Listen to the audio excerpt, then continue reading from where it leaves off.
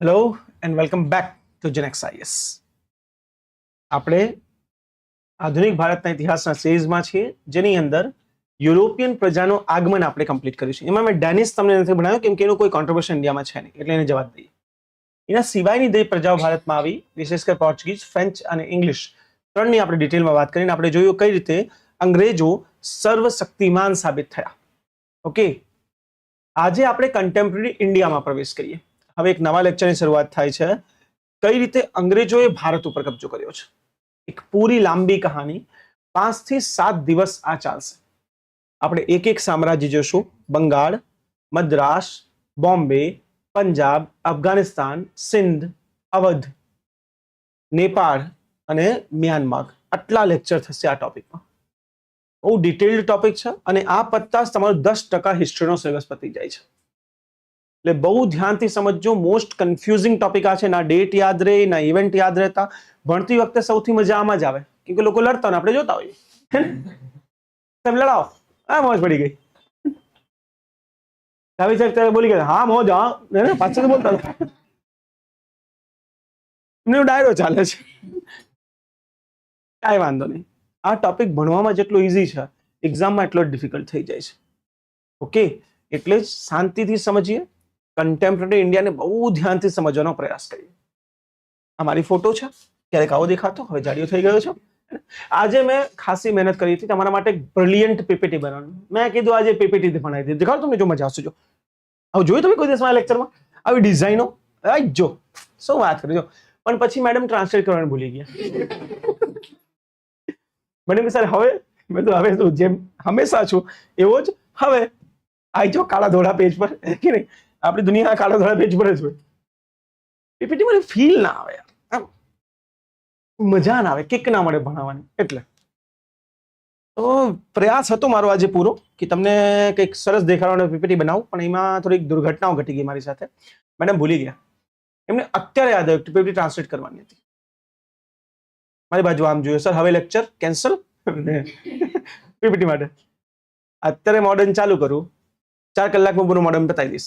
0 PPT, બધી event અને year સાથે. અહીંયા સેવ છે, નો પીપીટી નીડેડ. ઠીક, તો પીપીટી માટે મને માફ કરજો. પ્રયત્ન સારો હતો, ફેલ થઈ ગયો. ઓકે, પાછું સ્ટાર્ટ કરીએ. એકચ્યુઅલી મેં જોયું કે વ્યૂ આવે હો પીપીટી વાળા લેક્ચરમાં. જેના પીપીટી વાળા વ્યૂ જરા આવે, લાખોમાં આવી જાય. કેટલું ઈઝી છે. Wow, what the method of teaching. લઈ આવો, ઊભા થઈને વાંચી લ્યો. Thank you. Please like my lecture, subscribe my lecture and share to the friends. Deal done. How interesting. મને મજા ના આવે યાર. આઈ એમ ડિફરન્ટ.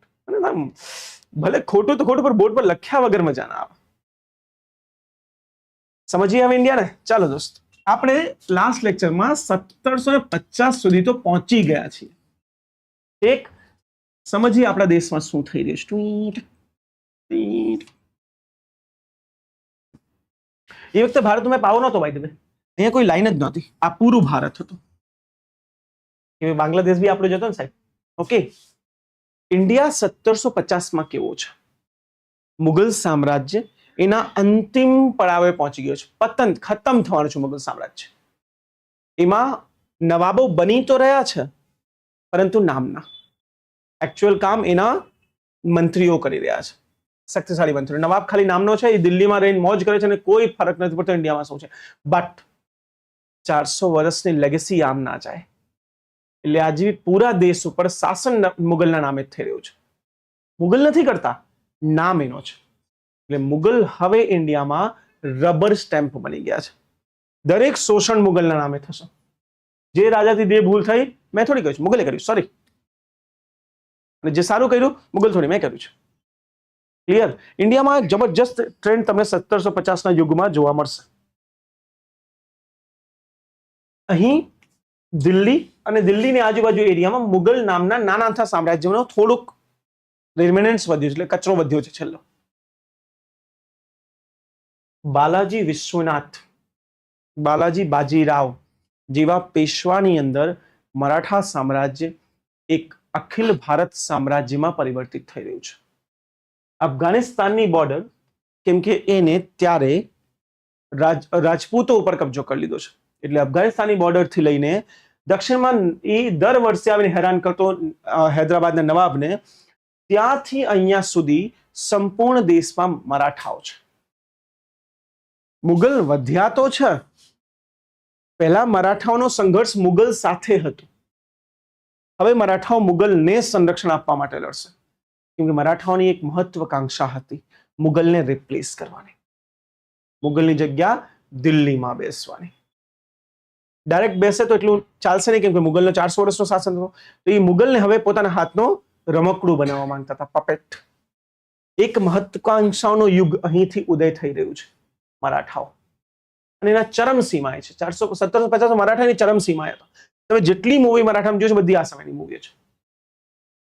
ઓકે, બીજી બાજુ બંગાળ, અહીંના નવાબ હતા અલીવર્દી ખાન. ખૂબ જ શક્તિશાળી નવાબ, સન ઓફ કુલીવર્દી ખાન. એના સન હતા ગજબના નવાબ હતા, બ્રિલિયન્ટ. એ બંગાળને પ્રેક્ટિકલી સ્વતંત્ર રાખ્યું હતું નવાબોથી, મુગલથી. થિયોરેટિકલી મુગલના અંડર હતા. કહેવા માટે કહેતા કે જે છે માઈ બાપ તો મુગલ જ છે, પણ તેને એક રૂપિયો બી ના આપે. કમ્પ્લીટ કંટ્રોલ આપણું પોતાનું હતું. દક્ષિણમાં અહીં હૈદરાબાદ, કર્ણાટક અને મૈસૂર જેવા રાજ્યો હતા. અહીં એક શક્તિશાળી રાજ્ય અવધનો વિકાસ થઈ ગયો હતો. આધુનિક ઉત્તર પ્રદેશ જેને તમે કહો છો, ત્યાં અવધના રાજાનો નિવાસ હતો. બુંદેલખંડના રાજા અલગ હતા. એટલે ધીરે ધીરે ભારતમાં નાના રજવાડાઓ તૂટી ગયા છે, કેમ કે આપણી છત્ર છાયા મુગલ વિખરી ગયા હતા. અને આ વિખંડિત ભારત એક ચાન્સ આપશે અંગ્રેજોને. ચાન્સની શરૂઆત ક્યાંથી થાય છે? 1717. એક મુગલ નવાબ હતા ફરુખશિયાર, તમને યાદ હોય તો. અચ્છા ને, ફરુખશિયાર આમ લખાય કદાચ, if I am not wrong. હોય તો તમે કરેક્ટ કરી લેજો. ફરુખશિયાર નામના મુગલ નવાબ, એમને એક ફરમાન આપ્યું, જેને રોયલ ફરમાન આપણે કહીએ છીએ. કે give me a second બેટા. હાજી બેટા.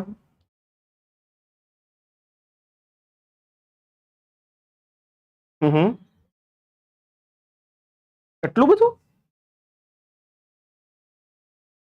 તો 8 kg છે.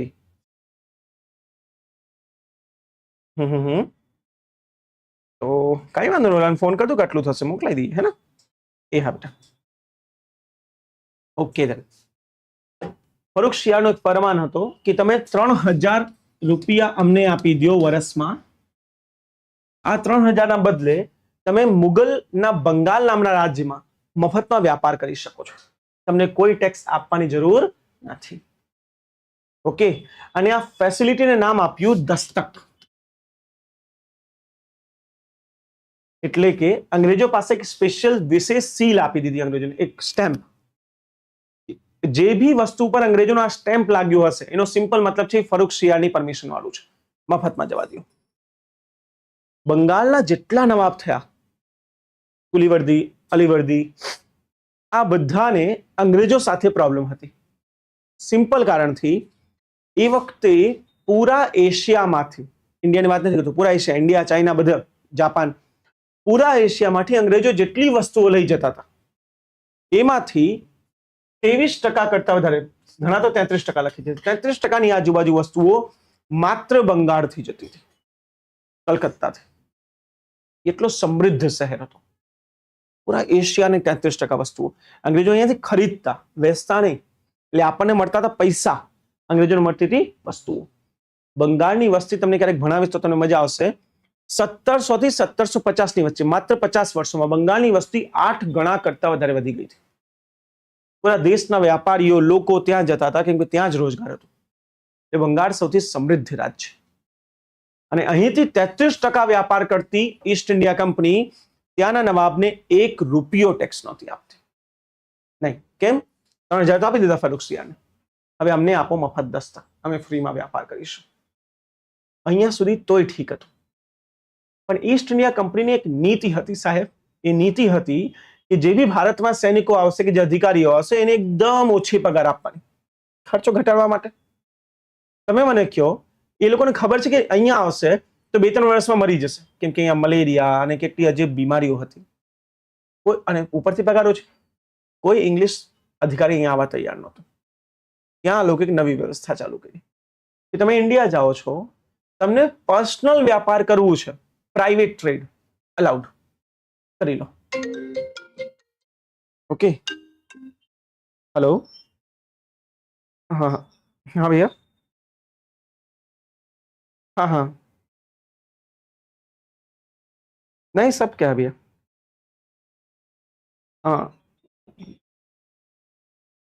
ना भैया उसमें 6 कॉपी भैया, मैं लेक्चर में हूँ, लाइव लेक्चर में हूँ. अर्जेंट है भैया? हाँ मैं आपको करता हूँ, हाँ मैं आपको करता हूँ, लेक्चर में लाइव. हाँ ओके, माफ करજો, अर्जेंट कॉल આવી ગયા તો હું સાઈડ ટચ કરી દઉં. ભલે દુનિયામાં આગ લાગે કાંઈ વાંધો નહીં, આજે અલીવર્દી ખાન બનીશું. હવે દુનિયામાં આગ લાગી જાય તમારે ફોન નહીં ઉપડશે. કોઈ કહેશે નીચે આગ લાગી છે, ઉપર પ્લાસી લડી રહ્યા છીએ. સારી જોક્સ અપાર્ટ, ઇમ્પોર્ટન્ટ કોલ તો લેવું પડે યાર. તમે બધા ક્લાસમાં વચ્ચે લઈ લ્યો ને, મેસેજ તો કરી દો છુપાઈને. હા અરે આવું રે. સો દસ્તક સિસ્ટમ, અંગ્રેજો એના અધિકારીઓને ઓછી પેમેન્ટ આપતા, બદલામાં પ્રાઇવેટ ટ્રેડની પરમિશન આપતા, તો અંગ્રેજી અધિકારીઓ બી અહીંયાથી વ્યાપાર કરતા હતા, ઈસ્ટ ઇન્ડિયા કંપની બી કરતી હતી. રાઈટ.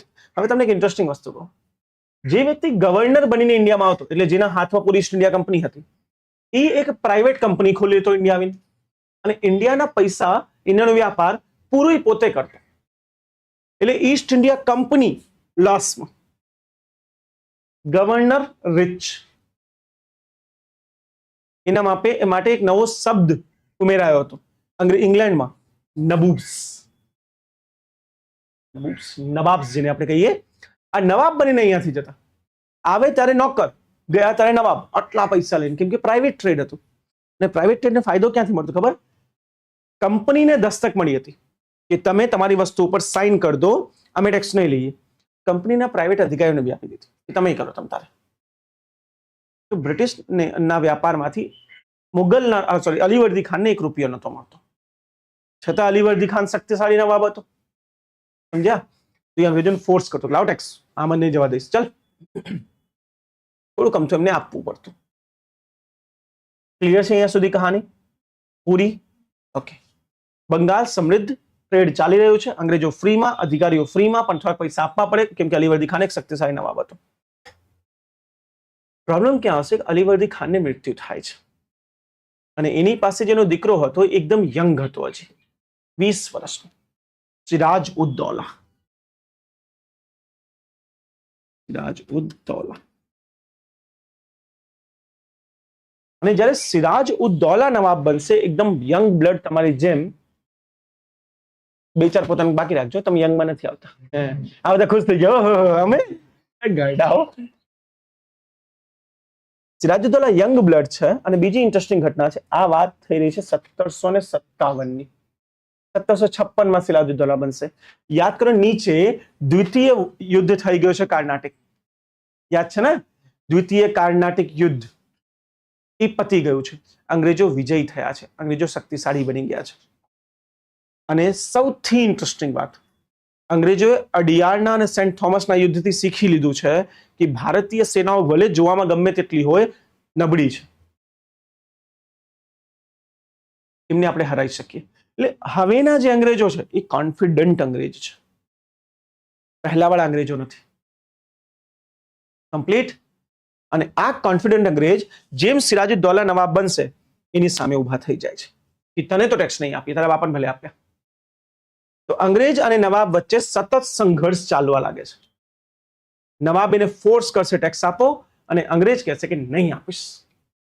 સિરાજને નવાબ બનતા જેની સામે આ પ્રોબ્લેમ આવી ગઈ. બીજી મોટી પ્રોબ્લેમ, સિરાજની માસી હતી, ફઈ, એકચ્યુઅલી માસી નહીં, ફઈ, એ ભી બંગાળનો તખ્ત એના માટે લડતી હતી, જેમાં સિરાજુદ્દૌલા આંતરિક વિરોધનો બી સામનો કરતો હતો. તેને પોતાના ફઈ ઉપર આક્રમણ કરીને એને બધી રીતે બરબાદ કરી નાખ્યો. સિરાજના કન્ટિન્યુ પ્રોબ્લેમ્સ એના વ્યાપારીઓ સાથે બી હતા. નવાબ તો બની ગયો, પણ બધી બાજુ સંઘર્ષથી ઘેરાયેલો. આઈ હોપ તમે સમજી રહ્યા છો 100%. આમાં અજીબ ઘટનાઓ થશે. નીચેના કાર્નાટિક યુદ્ધના કારણે ઉત્તર ભારતમાં પણ ફ્રાન્સની કંપની તો હતી જ. બંગાળમાં યાદ કરો ચંદ્રનગર. ફ્રાન્સ એ સિરાજનું કાન ભરવા લાગી. અંગ્રેજો બહુ શક્તિશાળી થઈ રહ્યા છે, ધ્યાન રાખજો. અલીવર્દી ખાન ઘરડા હતા, બુદ્ધિ હતી, ભટક્યા નહીં. સિરાજ ગરમ થઈ ગયો. એમાં ગજબની ઘટના બની, કેમ કે દ્વિતીય વોર નીચે થઈ ગયો છે, દ્વિતીય કાર્નાટિક યુદ્ધ. એ યુદ્ધમાં આપણે જોયું કે કઈ રીતે ડુપ્લેક્સે મગજ ચલાવ્યું હતું. ફ્રાન્સ અંગ્રેજોની હાલત ટાઈટ કરી નાખી હતી. અંગ્રેજો, તમે યાદ કરો, બંગાળમાં અહીં કલકત્તા છે, એની જસ્ટ ઉપર ચંદ્રનગર છે. અંગ્રેજો ડરતા હતા કે જેમ મદ્રાસ ઉપર કબજો થયો હતો દ્વિતીય યુદ્ધમાં, કદાચ કલકત્તા ઉપર કરી લેશે તો. મદ્રાસમાં તો તોય ફોર્ટ હતું, કિલ્લો, સેન્ટ જ્યોર્જનો કિલ્લો. કલકત્તામાં કોઈ કિલ્લો નથી, ખાલી એક વ્યાપારિક કંપની છે. ડરતા હતા અંગ્રેજો. એટલે અંગ્રેજોએ શું કર્યું, જે એમનું ફોર્ટ વિલિયમ જગ્યા હતી જ્યાં બધું વ્યાપાર થતો હતો, એને એના આજુબાજુ કિલ્લાબંધી ચાલુ કરતી હતી, કિલ્લો બનાવવાનો. કોનાથી રક્ષણ માટે બનાવતા હતા બેટા કિલ્લો? તમે બધા એકાદ લઈને ક્લાસમાં બેસો, આટલી સિમ્પલ વસ્તુ 2 મિનિટ પહેલા જ કીધું છું. ફ્રાન્સની સામે આ કિલ્લાબંધી હતી. ફ્રાન્સ બુદ્ધિમાન છે. ફ્રાન્સ કબજે હું ડાયરેક્ટ નહીં યુદ્ધ કરી શકું.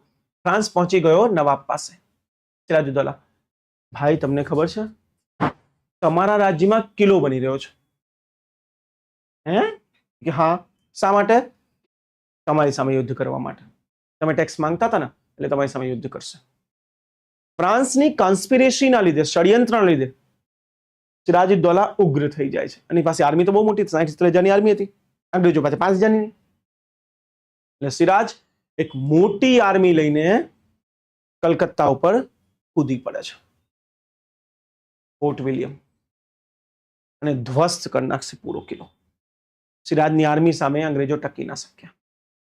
એમને કલકત્તા છોડીને ભાગવું પડ્યું, અને કલકત્તા છોડીને એની બાજુમાં એક જગ્યા છે અહીંયા હુગલી, એ હુગલી નદી કાંઠે જઈને છુપાઈ ગયા. છુપાયા કેમ કે એમને ખબર હતી માન નાખશે. એમાં ક્લિયર?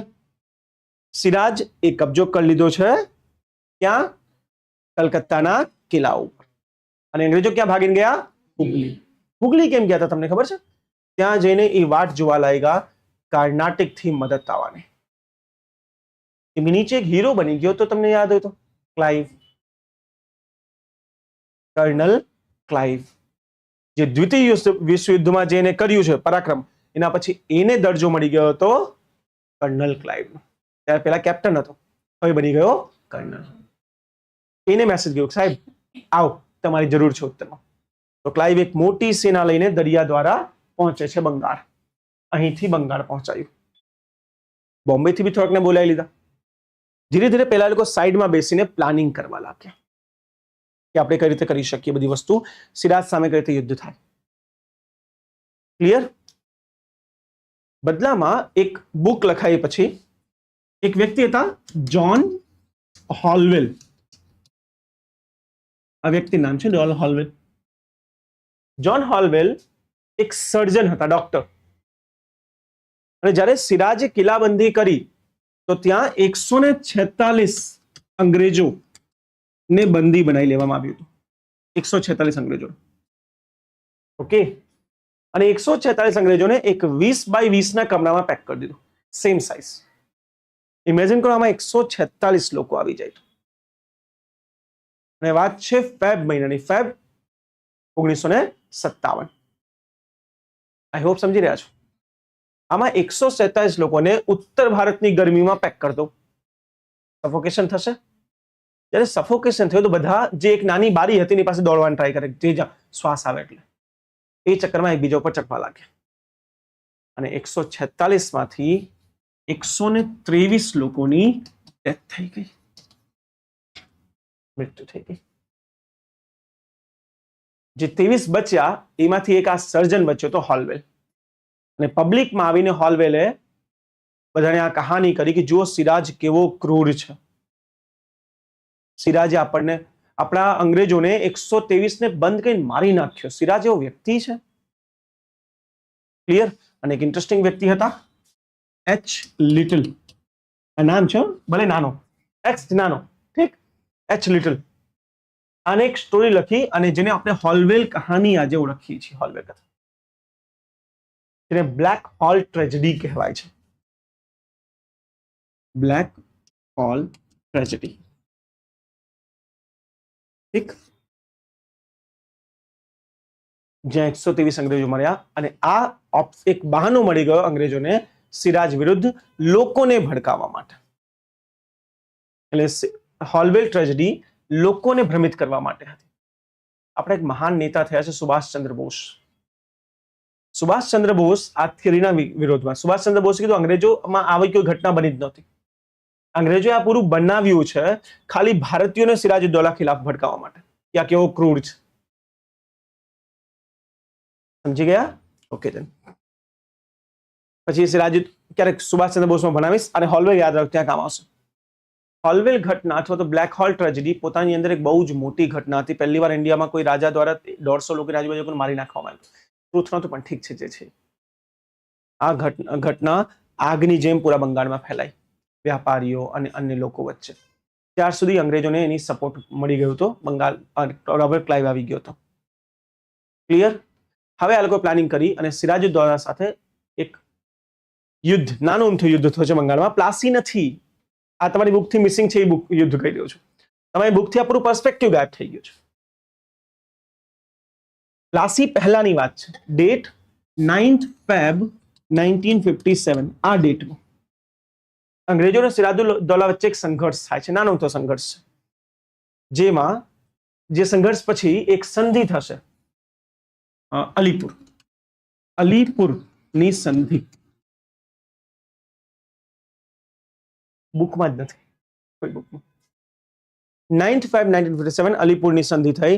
આ સંધિ અંગ્રેજોએ ડિસાઇડ કરી હતી, જેમાં સિરાજુદ્દૌલા એને કિલ્લો બનાવવા દેશે, દસ્તકની જે પરવાનગી પહેલા હતી એઝ ઇટ ઇઝ ચાલવા દેશે, મફત વ્યાપારની પરવાનગી આપશે, કલકત્તાની આજુબાજુની જમીન આપશે, એવી બધી શરતો આમાં લાગુ હતી, જેને આપણે અલીપુરની સંધિ કહીએ છીએ. લોકો કહે છે કેમ સિરાજે સાઇન કર્યું? તો સિરાજે પોતાની ઇમેજ ક્લીન કરવા સાઇન કર્યું હતું, જે બ્લેક હોલનો દાગ લાગ્યો હતો એ કરવા. ઓકે, તો અલીપુરની સંધિ થઈ ગઈ અને એક ટેમ્પરરી શાંતિ આવી ગઈ. પરંતુ હવે અંગ્રેજો કલકત્તામાં બેસીને પ્લાનિંગ કરવા લાગ્યા કે સિરાજનું કંઈક કરવું પડશે. ઓકે, એ લોકો બંગાળના દરેક લોકોને મળવા લાગ્યા. શેઠ ગુલાબચંદ, ઓમનીચંદ. તમારી બુક શું લખે છે ખબર છે કે અંગ્રેજોએ આ હુગલી બેસીને પ્લાનિંગ કરી છે? ખોટું છે. અલીપુરની સંધિ પછી છે, એટલે પ્લાનિંગ બધી બંગાળમાં જ થઈ છે. ઓમનીચંદ પછી સિરાજની ખાલા, જે ફૈજને હરાયું હતું. એ સિરાજના જેટલા દુશ્મનો હતા બંગાળમાં એ બધાને શોધવામાં આવ્યો એક એકને, અને એને અંગ્રેજોએ પોતાની બાજુ કરવાનું ચાલુ કર્યું. ચલો અમારા પક્ષમાં આવી જાઓ. બધાને ક્યાંક ને ક્યાંક ફેક પ્રોમિસ. સૌથી ખતરનાક ફેક પ્રોમિસ આ વ્યક્તિ સાથે થયો છે, ઓમનીચંદ સાથે. અને સ્ટોરી તમને કહીને તમે શોક થઈ જશો. રોબર્ટ ક્લાઇવ જેવો બુદ્ધિમાન કોઈ નહીં. ઓમનીચંદે રોબર્ટ ક્લાઇવની સામે એક શરત મૂકી કે હું તમારે એક શરત સાથ આપીશ કે જો જીતી ગયા તો 10% પ્રોફિટ મારો. ક્લાઇવ કહે કેમ નહીં, વાય નોટ, બિલકુલ. ક્લાઇવ એક ફેક ડોક્યુમેન્ટ તૈયાર કર્યું. વિચાર કરો, ફેક ડોક્યુમેન્ટ, અને એમાં પોતાના ગવર્નરના ફેક સાઇન કરી લીધા અને એમાં લખી દીધું કે 5 થી 10% તમને મળશે. અને એક ઓરિજિનલ સંધિ કરી જેમાં લખ્યું તને કાંઈ નહીં મળશે. એમ ક્લાઇવ 2 ડોક્યુમેન્ટ લઈ નીકળ્યો. એમાંથી ફેક વાળું આપી દીધું ઓમનીચંદ્રને, જો આપણી વચ્ચે સાઇન થઈ જાય. ઓરિજિનલ પોતે રાખી લીધું. અને જ્યારે યુદ્ધ પતે છે, અંગ્રેજો જીતશે, ઓમનીચંદ કહે છે કાંઈ નહીં મળે, જે કરવું કરે ચાલ. આની સાથે સૌથી મોટો ધોખો થયો છે. એની ખાલાને કીધું કે તમને તમારો બદલો મળશે, પ્લસ પ્રોપર્ટી મળશે, તમારા જે એરિયામાં તમને રાજ્ય જોઈએ મળી જશે. અને સૌથી મોટી ગેમ્બલિંગ આ લોકોએ જે કરી એ કોના સાથે કરી છે ખબર છે? મીર જાફર. મીર જાફર સિરાજુદ્દૌલાના સેનાનો સેનાપતિ હતો. આ લોકોએ એને પોતાના પક્ષમાં કરી લીધું. આવી જાઓ ભાઈ, તમારી પાસે આવી જાઓ. શું કામ? નેક્સ્ટ નવાબ તમે છો. આ નવાબ મળશે એટલે તમને નવાબ બનાવી દેશો. ક્લિયર? આ બધા સાથે મળીને અંગ્રેજોએ પ્લાનિંગ કરી. તમને ગજબની ઘટના કહું છું. પછી ક્લાઇવની જીવનીમાં ક્લાઇવે જ લખ્યું છે 2 જૂન 1957 રાત્રે ક્લાઇવ એકલો એક ગાર્ડનમાં બેઠો હતો. એના હાથ પગ ધ્રુજતા હતા કેમ કે 3 જૂન યુદ્ધનો દિવસ છે, યુદ્ધ થવાનો છે. અને ક્લાઇવ એક જ ડર હતો, ક્યાંક મીર જાફર ફરી ગયો તો. કેમ કે એને ખબર હતી જો મીર જાફર ફરી ગયો એ જઈને સિરાજુદ્દૌલા સાથે મળી જશે તો અંગ્રેજોનું અસ્તિત્વ ખતમ થઈ જશે. ક્લાઇવ એની નોટ્સમાં લખે છે કે I was very feared that British might vanish from this continent. અંગ્રેજો કદાચ આ મહાદ્વીપથી ગાયબ થઈ જશે આ યુદ્ધ પછી, પૂરી રાત સૂઈ જ ના શકે એટલો ડર હતો. ફાઇનલી મીર જાફરનો એક પત્ર એને મળે છે કે આઈ એમ રેડી. ને પછી સાથે છે કે ઓહો જાફર બદલાયો નથી. બધી પ્લાનિંગ એક કોર્ટરૂમમાં થઈ હતી. ડન. 3 જૂન 1957 યુદ્ધનો સમય. બે સેના સામે સામે આવી. એક સેનામાં 50,000 સૈનિકો, 15,000 ઘોડસવારો, દુનિયાભરની તોપો, નવી તકનીકો. આ સેના હતી સિરાજની. બીજી બાજુ 10,000ની સેના, 0 ઘોડસવાર, 12-13 તોપો. વોર જોઈને જ લાગે છે કોણ જીતવાનું છે. આમ સિરાજ જીતી જશે. Right wrong? સવારે 7 વાગે યુદ્ધ શરૂ થાય છે અને શરૂ થશે ભારતની પહેલી અને બિગેસ્ટ કોન્સ્પિરેસી, ષડયંત્ર. કેમ કે પહેલાથી જ મીર જાફરને ખરીદી લેવામાં આવ્યું હતું. અને વાત એવી કરી હતી કે મીર જાફર યુદ્ધમાં ભાગીદારી નહીં લેશે. અને મીર જાફર 75% સેનાને લઈને યુદ્ધમાં ઉભો થઈને જોવા લાગ્યો કે વાવ વોટ અ મુવમેન્ટ. એનો નવાબ હારી રહ્યો હતો, એના લોકો મરી રહ્યા હતા, જાફર જોઈ રહ્યો હતો ન્યુટ્રલ. પણ જાફરની એટલી તેવડ ના થઈ ગઈ જઈને અંગ્રેજોને મળી જાય. સિરાજનો ખૌફ તો વિચારો.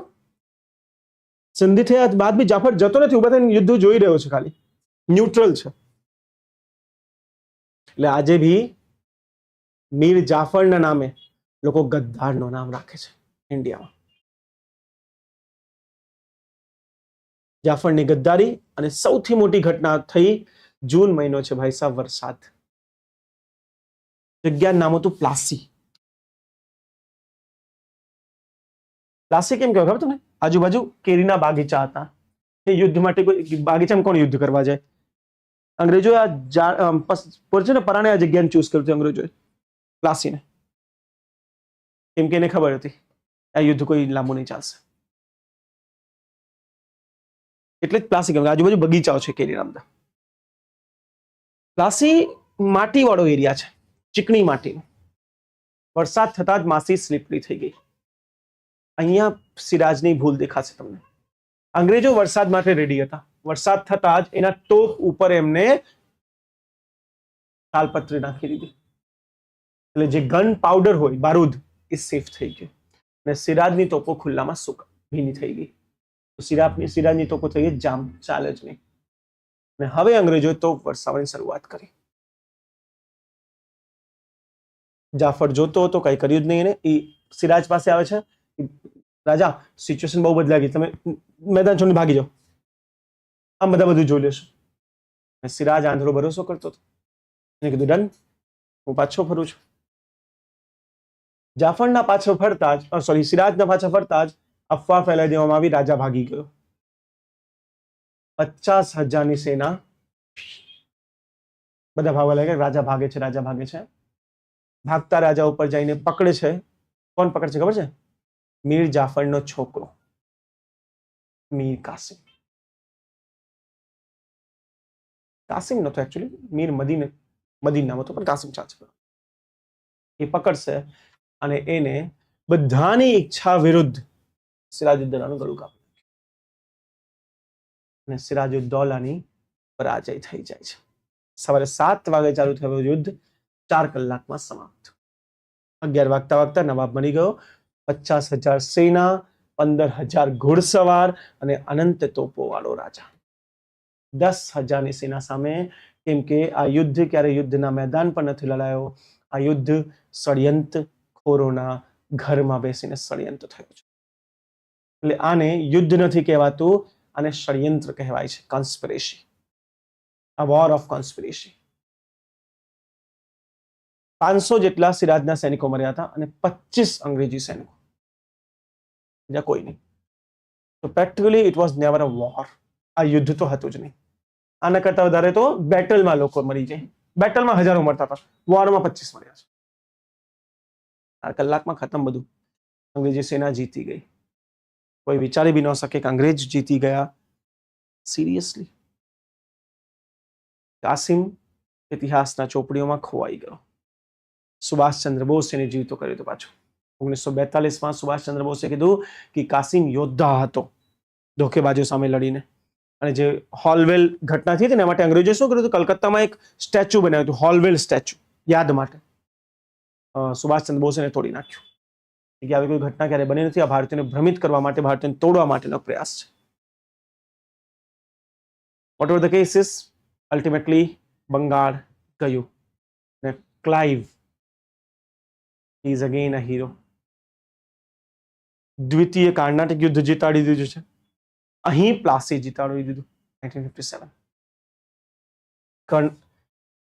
Captain, colonel, governor.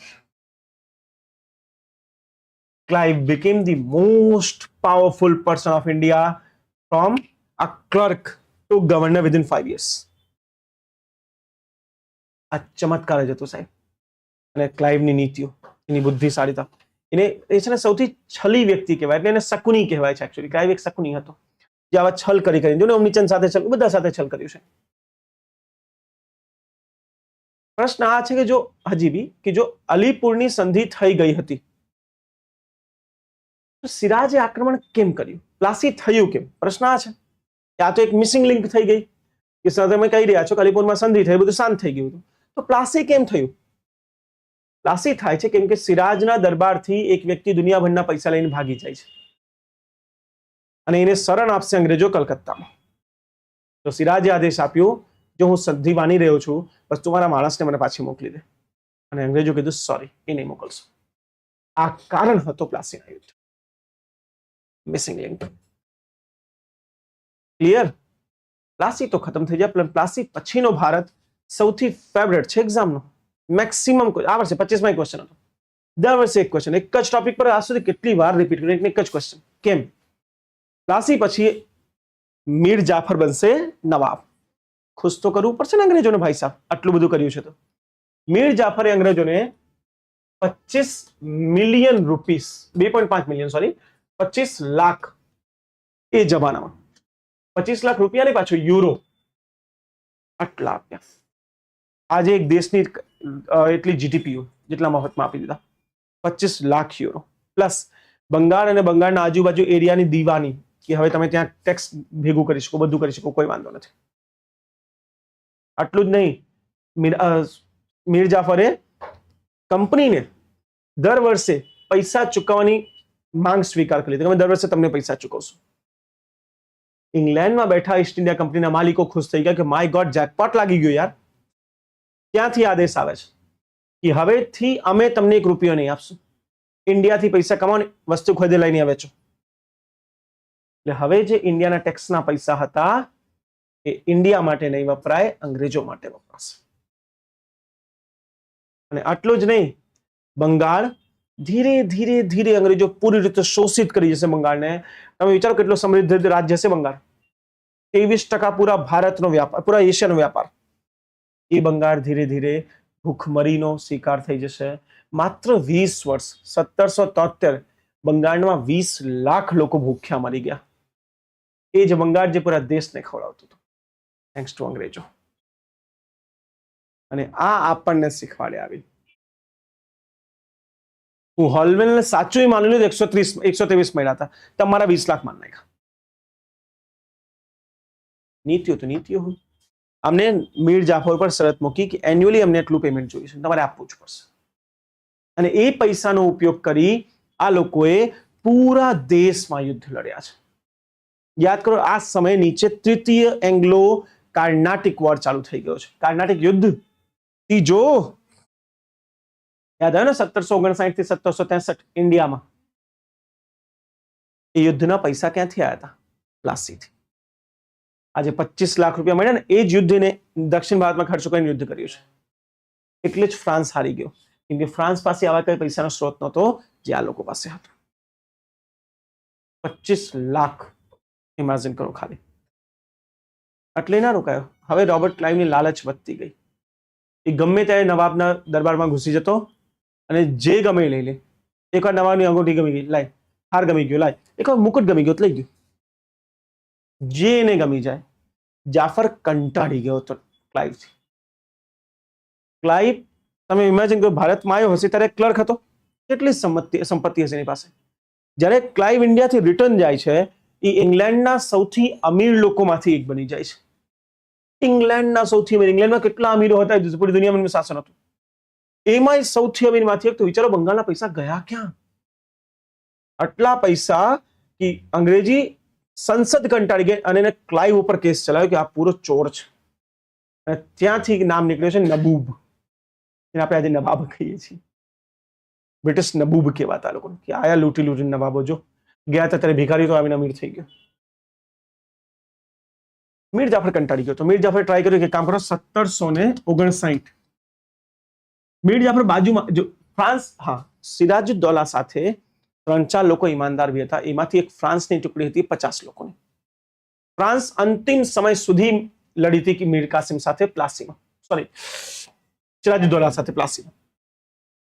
એકમાત્ર. અને એક હિન્દુ ને એક મુસ્લિમ હતા. હિન્દુ મુસ્લિમ યુનિટી. એને જાફરનો સાથ ના છોડ્યો, સોરી, એને સિરાજુદ્દૌલાનો સાથ ના છોડ્યો. અને જાફર જે મુસ્લિમ હતો એને છોડી દીધું. તો હવે હિન્દુ મુસ્લિમ ક્યાંથી બોલો? એ આજનો હિન્દુ મુસ્લિમ. ત્યારે આ રિયાલિટી અલગ હતી. ફ્રેન્ચ સૌથી લાસ્ટ સુધી ટક્યા હતા. જ્યારે એમને ફાઇનલ ન્યૂઝ મળી ગઈ ને કે મરી ગયા રાજા, તો ફ્રેન્ચ ભાગ્યા. કેમ કે ફ્રેન્ચ માટે બી તો એક્ઝિસ્ટેન્શિયલ ક્રાઇસિસ છે. જો અંગ્રેજો જીતી ગયા મતલબ ફ્રાન્સ ખતમ. એટલે ફ્રાન્સ છેલ્લે સુધી નવાબની મદદ કરે છે, પણ એ સફળ ના થયા અને સિરાજુદ્દૌલાને મારી નાખવામાં આવ્યો હતો. ક્લિયર? ક્લાઇવની લૂંટ બાદ મીર જાફર કંટાળી ગયો. 1759માં. ફ્રાન્સ તો છે નહીં, પોર્ટુગીઝ પેલા જ જતા રહે છે. ઓપ્શન્સ જ નથી. એક ઓપ્શન્સ છે ડચ. એ હજી ક્યાંક ખોડે બિદિરામાં બેઠા છે. બિદિરા એક જગ્યા હતી. સમજી રહ્યા છો? જાફરે એની સાથે સિક્રેટ વાત ચાલુ કરી. તમે મારી મદદ કરો, મારી આર્મીને ટ્રેન કરો, હથિયાર આપો, હું અંગ્રેજોને હરાવવા માંગુ છું.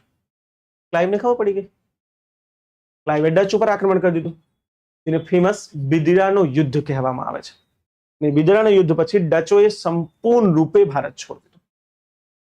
ભારતમાં એની જેટલી કંપની, જેટલી સંપત્તિ હતી, બધું અંગ્રેજોને વહેંચી દીધી કે તમે રાખો, અમે જઈએ છીએ ઇન્ડોનેશિયા.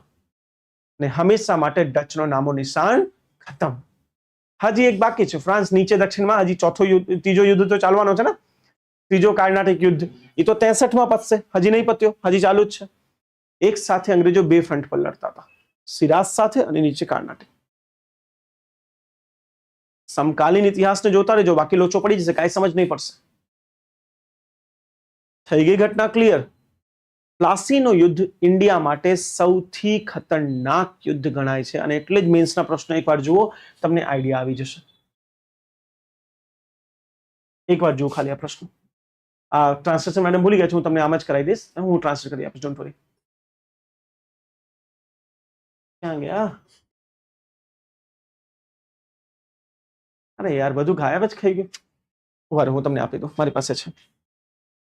પ્રિયંકા, ઓહો, ઘણા દિવસે દેખાય બેટા. ગુડ ઇવનિંગ વિપુલ, ગુડ ઇવનિંગ. બારી અંકિત, ગુડ ઇવનિંગ. અરે ઓનલાઈનમાં હું ભૂલી જાઉં, માફ કરજો. એવું નથી ભૂલી જતો, હું લેક્ચરમાં થોડું ખોવાઈ જાઉં. My bad. ગણી લે, તારી ઈચ્છા થઈ જૂન.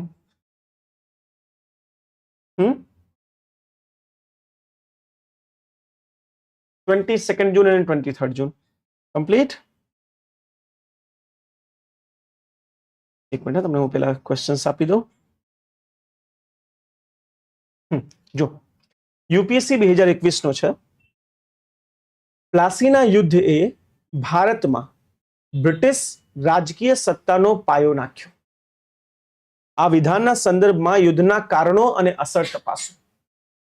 એટલે આ યુદ્ધનું કારણ શું હતું આપણે જોયું, અને બીજું શું જોવું છે, અસર. યુદ્ધની અસર કઈ રીતે થઈ એ અત્યારે બાકી છે, આપણે ભણાવીશ. બીજો પ્રશ્ન જુઓ, આ 2020 યુપીએસસી. સિરાજુદ્દૌલા અને બ્રિટિશ ઈસ્ટ ઇન્ડિયા કંપની વચ્ચેના સંઘર્ષના મુખ્ય કારણો કયા હતા? શું આ યુદ્ધ ટાળી શકાતું હતું? Futuristic question. શું આ યુદ્ધ ટાળી શકાતું હતું? જીપીએસસી માં જુઓ, એક સેકન્ડ, જીપીસી 2023. પ્લાસીનો યુદ્ધ એ માત્ર એક લડાઈ ન હતી, પરંતુ તેણે ભારતમાં મધ્યકાલીન યુગના અંત અને આધુનિક યુગના શરૂઆતની દિશા નક્કી કરી છે. એ કોઈ એક યુદ્ધ નહોતો, પણ એ મધ્યકાલીન યુગનો અંત અને આધુનિક યુગની શરૂઆતની દિશા નક્કી કરી છે. નેક્સ્ટ, પ્લાસીના યુદ્ધમાં મળેલ જીત એ બ્રિટિશ લશ્કરી તાકાત કરતા બંગાળના આંતરિક રાજકીય વિઘવાદ અને ષડયંત્રનું પરિણામ વધુ હતું. ચર્ચા કરો કે ભાઈ આ કોઈ બ્રિટિશની પાવર, મિલિટરી પાવર શું, એ તો આપણે જોયું મિલિટરી પાવર હતી જ નહીં, પણ એ બંગાળનો આંતરિક જે વિરોધ હતો એના લીધે થયું છે. આનો વિવેચનાત્મક વિવરણ કરવું છે. એટલે મીન્સ વારંવાર આમાંથી અસરો કારણો પ્રશ્નો પૂછી રહી છે. કારણ તો આપણે જોઈ લેજા, અસર જોઈએ. પ્લાસીના યુદ્ધની અસરમાં 4 થી 5 વસ્તુ સૌથી ઇમ્પોર્ટન્ટ છે, જેમાં સૌથી પહેલું છે અંગ્રેજોનું આત્મબળ, સેલ્ફ કોન્ફિડન્સ એ અતિશય વધી ગયું. હવે એમને લાગે છે કે કોઈ પણ ઇન્ડિયન શક્તિ એમને નહીં હરાવી શકતી, કેમ કે સમજી ગયા હતા ભારતીય રાજાઓના વચ્ચે સંઘર્ષ, કે ભારતીય રાજાઓ આંતરિક રૂપે પૂરા તૂટ્યા છે, બહારથી ગમે તેટલા દેખાતા હોય સારા, લાખોની સેના હશે છતાં અમે 10,000 સાથે હરાઈ લેશું, કેમ કે તોડી શકીએ. અને મોસ્ટ ઇમ્પોર્ટન્ટ વસ્તુ, ભારતના યુદ્ધમાં આ વસ્તુ નહોતી જે આ લોકોએ લાવી, ષડયંત્રકારી યુદ્ધ. અને ષડયંત્રકારી યુદ્ધોની શરૂઆત અને એને સક્સેસ દેખાડી દીધું હતું. ત્રીજું, બંગાળના સંસાધનોનું દોહન અને અંગ્રેજોના ભારતીય યુદ્ધ માટે પૈસા. જ્યાં જ્યાં હવે અંગ્રેજો લડશે પૈસા બંગાળથી જશે. ક્લિયર? ફોર્થ, ધીરે ધીરે હવે આ લોકો શું કરશે, નવાબ આમના હાથનો ખાલી એક રમકડું બની ગયું છે, પપેટ જેને આપણે કહીએ છીએ, કઠપુતલી. નવાબ એની ઈચ્છા પ્રમાણે કંઈ નહીં કરી શકશે, બધું આમને પૂછીને કરવું પડશે, જે બંગાળની આંતરિક સ્વતંત્રતાને ખતમ કરી, બાહ્ય સ્વતંત્રતાને સંપૂર્ણ રૂપે ખતમ કરે છે. રાઈટ? અને એની સાથે સાથે નીચે તમે જુઓ તો થોડાક સમયમાં કાર્નાટિક યુદ્ધ ખતમ થઈ જાય છે, જે આ કહી દેશે કે કોઈ પણ બીજો યુરોપિયન ભારતમાં નહીં આવે, અંગ્રેજ એકમાત્ર સત્તા છે. હંમેશા એક્ઝામિનર આવા પ્રશ્નો પૂછે છે કે શું તમે માનો છો કે પ્લાસીના યુદ્ધ પછી આ નક્કી થઈ ગયું કે અંગ્રેજો ભારત પર શાસન કરશે? આપણે કહેશું નહીં. નો ડાઉટ પ્લાસીનું યુદ્ધ એક ઇમ્પોર્ટન્ટ ઘટના હતી, પરંતુ હજી મરાઠા જેવા શક્તિશાળી રાજ્ય ભારતમાં જ છે. અંગ્રેજો એમનાથી એટલું ડરતા કે વિચાર ના કરો. એની આજુબાજુ રાજ્ય નહીં લાવે ક્યારે, એની સીમા નથી લાવતા એની આજુબાજુ, કે મરાઠા આક્રમણ કરશે તો. પ્લાસી ઇતિહાસની મહત્વપૂર્ણ ઘટના, વધારે કેમ કે પ્લાસી પહેલી વાર કોઈ ડાયરેક્ટ મોટા રાજા અને કોઈ વિદેશી સત્તા વચ્ચે પહેલો સંઘર્ષ હતો. આના પહેલા નીચે સંઘર્ષ થયા છે, પણ અનવરુદ્દીન પોતે યુદ્ધ કરવા નહોતો ગયો, ખાલી 10,000ની સેના મોકલી હતી.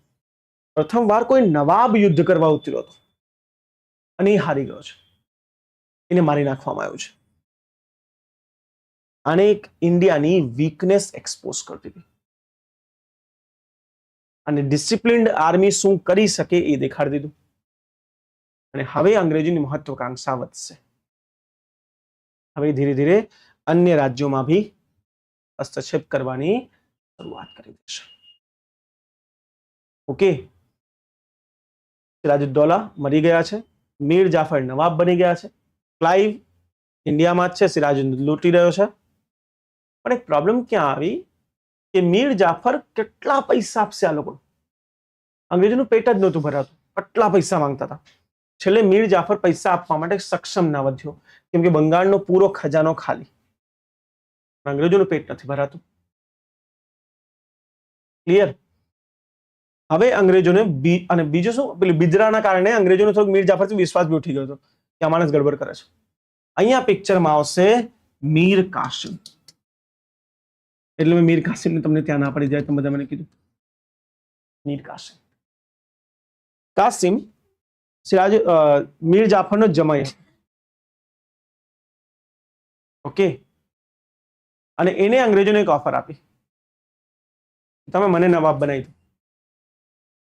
અંગ્રેજો કે જાફર છે નથી જોતું, કે જાફર તમને પૈસા આપે ટાઈમે? અંગ્રેજો કે નથી, કે હું આપીશ, એ મને એક્સ્ટ્રા આપીશ, મને નવાબ બનાવો. ઓકે. મીર કાસિમનો ઓફર વેરીડ લાઈક અંગ્રેજો બરાબર છે. 1960 નો સમય આવી ગયો હતો. અંગ્રેજો મીર જાફરને મેસેજ મોકલાયો કે કાસિમને નવાબ બનાવી દે. જાફર પદ છોડવા નહોતા માંગતા, પણ એની પાસે બહુ વિકલ્પ નહોતો, કેમ કે પેલાથી એક વસ્તુ ડરતા હતા કે બિદરાની વાત ખબર પડવા પછી મને અંગ્રેજો જીવતો કેમ રાખ્યો છે. બિદરામાં મેં અંગ્રેજો વિરુદ્ધ ષડયંત્ર કર્યું, છતાં એમને મને જીવતો રાખ્યો છે. એ પેલાથી ડરતો હતો. એને કીધું કોઈ વાંધો નહીં. બીજી વાત, 80 વર્ષની ઉંમર થઈ ગઈ હતી, મોજ ઇનફ કરી લીધી છે જાફરે. લેને તો કોઈ વાંધો નહીં, કાસિમને નવાબ બનવા તો હું હટી જાઉં. જાફર શાંતિથી હટી ગયો અને કાસિમને બની ગયા નવાબ. કાસિમ અલગ હતો, યુવા ખૂન અને ક્યાંક સિરાજુદ્દૌલા જેવો. નવાબ બનતા જ એને ચાલુ કર્યું અંગ્રેજોથી સ્વતંત્રતાની એક લડત. ડાયરેક્ટ નહીં, લોચો ક્યાં છે? પહેલા જ્યાં નવાબ બેસતા અને એની જસ્ટ બાજુમાં કલકત્તા હતું, એટલે કઈ બી લોચા થશે એટલે સીધી અંગ્રેજી સેના તમારા સુધી પહોંચી જશે. એટલે કાસિમ નવાબ બનતા સૌથી પહેલા પોતાનું પાટનગર ઉચકીને નાખી દેશે બિહારમાં. હવે બંગાળમાં નથી, એ વિચારે બિહાર બી બંગાળનો ભાગ હતો. એમ આઈ ક્લિયર? અને કાસિમ ત્યાં જઈને નિવાસ કરવા લાગે છે બિહારની અંદર, જેનાથી ઇનફ દૂરી બની ગઈ.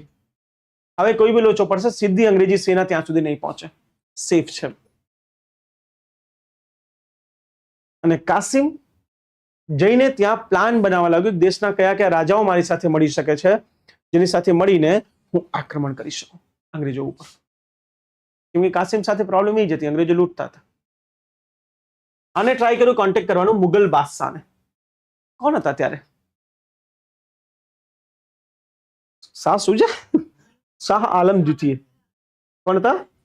શાહ આલમ દ્વિતીય. અને અવધના રાજા શાહ શુજા, એ બે સાથેને વાતચીત કરી કે જુઓ અંગ્રેજો બોર્ડર સુધી પહોંચી ગયા છે, અમારી સાથે શું કર્યું જોઈ લો, તમારી સાથે બી યાદ થશે. અને બીજા ઘણા બધા લાલચો હતા. અને આ રીતે આ ત્રણેય એક ગ્રુપ બનાવી લીધું. અને આ ગ્રુપનું પરિણામ છે બક્સરનો યુદ્ધ, જે કાલે કરીશું. 1 કલાકનો ટોપિક છે બક્સરનું યુદ્ધ ભાઈ. 6:30 થઈ ગઈ છે, આરામથી ઘરે જાઓ, ફ્રેશ થાઓ. બક્સરનું યુદ્ધ વિલ કન્ટિન્યુ ટુમોરો. ઠીક છે?